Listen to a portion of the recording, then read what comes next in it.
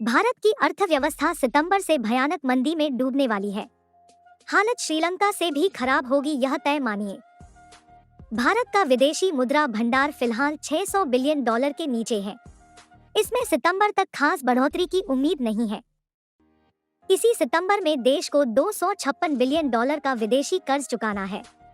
फिर बटुए में कितने बचेंगे ये आप गिनती लगा लीजिए। अगले साल मार्च तक देश का कुल कर्ज 153 लाख करोड़ का हो जाएगा। 2014 में यह 53 लाख करोड़ था। भारत का व्यापार घाटा मार्च 2022 में 18.51 बिलियन था। निर्यात के मुकाबले देश का आयात 24% से ज्यादा है। देश के बैंकों ने 2014 के बाद से अमीरों का करीब 11 लाख करोड़ का लोन माफ किया है। इस साल के आखिर तक अंतर्राष्ट्रीय बाजार में वस्तुओं के दाम बेतहाशा बढ़ेंगे, यानी आयात लगातार महंगा ही होगा और बटुए से डॉलर निकलेंगे ज्यादा, आएंगे कम। अब आप बताएं कि खीसे में सिर्फ $350 बिलियन रखकर देश कितने दिन तक महंगा आयात बिल चुका सकेगा? ज्यादा से ज्यादा 3 महीने। उसके बाद देश दिवालिया हो जाएगा। क्या सोना गिरवी रखेंगे या फिर कुछ बेचेंगे?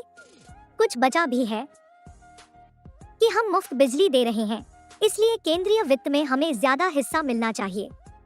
भारत की अर्थव्यवस्था राजस्व आय के मामले में अति विविध है, न कि कुछ सीमित स्रोतों पर अति केंद्रित, जैसा कि श्रीलंका के साथ है। तमाम आलोचनाओं को सहते हुए भी सरकार ने टैक्स को कम नहीं किया। निजी तौर पर टैक्स पेयर के लिए यह दुख की तरह है और वह टैक्स में छूट चाहता है, लेकिन सरकार ने ऐसा नहीं किया। जबकि श्रीलंका के टैक्स स्लैब में अधिकांश आबादी कर के दायरे से ही बाहर हो गई थी। अब आप इसे लेकर खुश हो जाएं या दुखी, यह आपका कॉल है। लेकिन भारत में टैक्स की छूट जैसी लोकप्रिय मांग के आगे सरकार ने घुटने नहीं टेके। यह भी याद होगा कि जब कच्चे तेल की कीमत 70 से $80 प्रति बैरल के बीच थी, तब भी सरकार ने इसका सीधा फायदा उपभोक्ताओं को नहीं दिया था। आपको या हमें बुरा लग सकता है, लेकिन यह कुछ ऐसे फैसले होते हैं जो सरकार के राजस्व के स्रोत को सूखने नहीं देते हैं। लॉकडाउन के जीडीपी के मुकाबले दौरान घरेलू वित्तीय जमा में कमी आई थी, लेकिन अब यह स्थिर है। भारत में राजकोषीय घाटे के अनुशासन को लेकर सरकारें गंभीर रही हैं और जरूरत पड़ने पर भी इसमें ढील दी जाती है।